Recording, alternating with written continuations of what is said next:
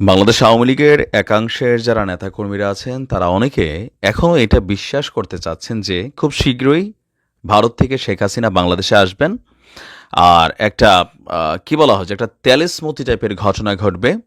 শেখ হাসিনা বাংলাদেশ এয়ারপোর্টে পা দিবেন, তারপরে হুড়হুড় করে যারা এখন পলাতক অবস্থায় আছেন তারা রাজপথে বেরিয়ে আসবেন এবং তারা সকলে দৌড়ে গিয়া বঙ্গভবন বা প্রেসিডেন্ট ভবন যেখানে আছে ওখানে গিয়ে ডক্টর মোহাম্মদ ইউনূসকে সরিয়ে দিবেন, তারপর শেখ হাসিনাকে প্রধানমন্ত্রী করে ফেলবেন। আর প্রশাসনের বিভিন্ন সেক্টরে থাকা আওয়ামী লীগের বিভিন্ন যারা উচ্চপদস্থ অফিসাররা আছেন তারাও সামনে বের হয়ে আসবেন। ঠিক এরকম একটা খোয়াব বাংলাদেশ আওয়ামী লীগের নেতাকর্মীরা দেখছেন। কিন্তু এই খোয়াবটা বাস্তবতার পরিপ্রেক্ষিতে আপনাকে একটু বুঝতে হবে যে আসলেই এই দৃশ্যটা কত দ্রুত হবে বা কত বছর পরে হতে পারে। এটা অনেকেই বুঝছেন, আবার অনেকেই বুঝতে পারছেন না। তবে এটা সহসায় ঘটার কোনো কারণ নেই, কারণ এই মুহূর্তে সারা বাংলাদেশ জুড়ে রাজনৈতিক দলগুলো জুড়ে বিশ্ব জুড়ে যেই একটা সিস্টেম ক্রিয়েট করা হয়ে গেছে শেখ হাসিনার বিপরীতে, এই সিস্টেমটা এত সহজে ভাঙা কিন্তু সহজ বা কি বলা হয় যেটা ইজি একটা ওয়ে না। তো যাই হোক, তারপরেও এই যে ফিলিংসটা যে আওয়ামী লীগের নেতাকর্মীরা এই ফিলিংসটাতে ভোগে, এটা কিন্তু ভারত বোঝে। আর ভারতের যে রাজনৈতিক গোষ্ঠী বিজেপি, সাম্প্রতিককালে পশ্চিমবঙ্গের একজন নেতা শুভেন্দু মজুমদার একদম কি বলা হয় যে আমার কাছে মনে হয় মুখ্য সূক্ষ্ম একজন মানুষ না, এমনি তার শিক্ষা আছে কিন্তু রাজনৈতিকভাবে মুখ্য সূক্ষ্ম মানুষ, প্লাস রাজনীতিটার মধ্যে এথিক্সই ঢুকাই রাখছে। আপনার কি বলা হয় যে ধর্মকে কেন্দ্র করে আর বাংলাদেশকে হেয় করে এই ব্যক্তি বাংলাদেশ নিয়ে একের পর এক যে সকল বক্তব্য দিয়েছে, মোটামুটি সারা বাংলাদেশের মানুষ কিন্তু তাকে এখন চিনেছে। এখন শুভেন্দু নতুন একটা খেলা শুরু করেছে। এই খেলাটাতে একটা সাপোর্টিং শ্রেণী কিন্তু শুভেন্দু পাচ্ছে, বিশেষ করে আওয়ামী লীগের যারা ফ্যান ফলোয়ার সমর্থক আছেন, রাজনীতির মাঠের ইস্যুগুলো অনেকটা বোঝেন না, তারাই কিন্তু শুভেন্দুর এমন বক্তব্যে মনে মনে স্বপ্ন দেখছেন। কিন্তু এগুলো শুভেন্দুদের রাজনীতি, আর আপনারা সেগুলোতে পা দিচ্ছেন। ডক্টর ইউনূসের সরকার যখন ক্ষমতায় বসছে, ভারত রাষ্ট্র হিসাবে কি স্বীকৃতি দিছে নাকি দেয় নাই? দিয়েছে। নরেন্দ্র মোদী, তার সাথে কথা হয়েছে, এটা আপনার বোঝা উচিত। তো এখন একজন বিজেপির নেতার কথায় আসলে কি হবে? তারপরেও ওই যে যখন নিরাশ বা হতাশ জাতি একটু আশার খবর পায়, সেখান থেকে তারা স্বপ্ন দেখতে ভালোবাসে।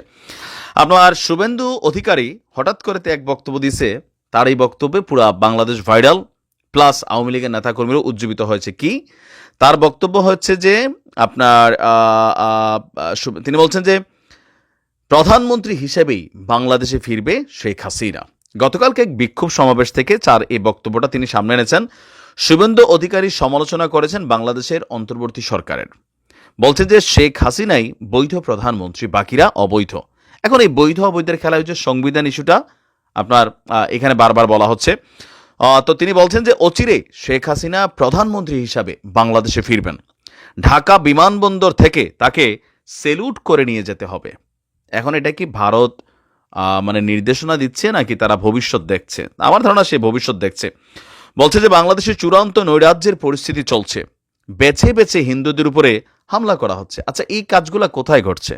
এখন শুভেন্দু অধিকারীর একটা কথা আওয়ামী লীগের পক্ষে গেছে, আমাদের অনেক ভাইরা এটাতে সাপোর্ট দিচ্ছেন। তার বাকি বক্তব্যগুলো শুনছেন? আমাদের বাংলাদেশের কোথায় বেছে বেছে হিন্দুদের উপর হামলা করা হচ্ছে? যা ঘটনা ঘটছে সবগুলা পলিটিক্যাল ইস্যুতে। এরপরেও 2-4-10টা ঘটনা ঘটছে, সেটা আমরা অস্বীকার করার সুযোগ নেই। আর সেগুলোর জন্য বাংলাদেশের নাগরিক হিসাবে, সরকারের প্রতি, রাষ্ট্রের প্রতি, জনগণ হিসেবে আমরা কিন্তু সচেতন, সমালোচনা করি এমনকি তাদের দৃষ্টান্তমূলক সাজা চাই। তবে এই ব্যক্তি কি বলছে?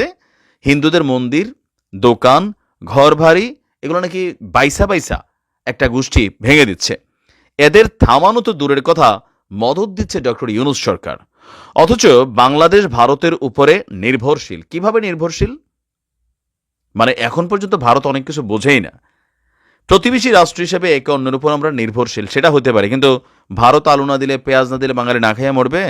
এখন পর্যন্ত এই জিনিসটাই বোঝে না। বলছে যে ভারত পণ্য না পাঠালে ভাত কাপড় জুটবে না। কেন, তোমরা কি মাগনা পাঠাও নাকি কম দামে পাঠাও? টাকা দিয়ে কিনি রে ভাই, পৃথিবীর যে কোনো জায়গা থেকে কিনতে পারি, অনলাইন প্রযুক্তির যুগ। তারপর বলছে কি দেখেন, ঝাড়খণ্ডের বিদ্যুৎ না পেলে আধারে ডুববে বাংলাদেশ। এটাও একটা ডাহা মিশা কথা। তবে বিদ্যুৎ সংকটে পড়বে, আর এটার সংকটটার পিছনে কারা দায়ী? গত 53 বছর এই রাষ্ট্রকে যারা চালাইছে তারা দায়ী। আওয়ামী লীগ, বিএনপি, জাতীয় পার্টি, জামাত, এরা সবাই দায়ী।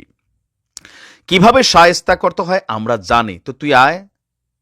হ্যাঁ, বটু কিন্তু কাজ করে দেব, ঘচাত করে দেব দাদন। হ্যাঁ, আচ্ছা, তারপর বলছে তারা আবার কলকাতা দখলের ডাক দিচ্ছে। এটা সম্ভবত রিজভী সাহেবের বক্তব্যটা। তবে রিজভী সাহেবের বক্তব্যের আগে কিন্তু কলকাতা থেকে একটা বক্তব্য ছিল মমতার। এখানে নানান পাল্টা বক্তব্য আছে। বলছে যে এটা হিন্দুদের অস্তিত্ব বাঁচানোর লড়াই। কোন দেশের? তোমার দেশের না বাংলাদেশের? বাংলাদেশের দায়িত্ব তোমাকে কে দিয়েছে? বলছে এই লড়াই ধর্ম রক্ষার লড়াই, বাংলাদেশে এগুলা চলে না। শুভেন্দু, তোমার দেশে তোমরা এগুলা দিয়া বিজেপির 10.5 বছর ক্ষমতায় রাখছো, জনগণকে বোকা বানাচ্ছ, আর কিছু উগ্রপন্থী মানুষকে তোমাদের দলে ভিড়ানোর সুযোগ পেয়েছো, কিন্তু বাংলাদেশে ধর্ম রক্ষার লড়াই চলে না। আমরা মুসলমানরা যারা আছি আমরা এসব ব্যাপারে খুবই কনসার্ন।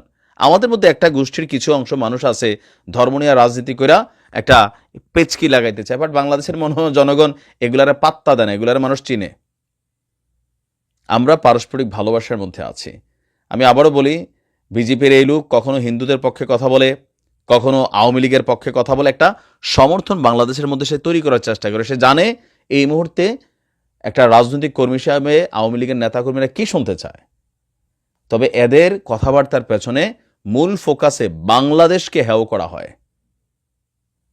যেই দলেরই রাজনীতি করি, বাংলাদেশ ইস্যুতে, স্বাধীনতা সার্বভৌমত্বের ইস্যুতে আমাদের কোনো ছাড়ের সুযোগ নেই। ভালো থাকুন।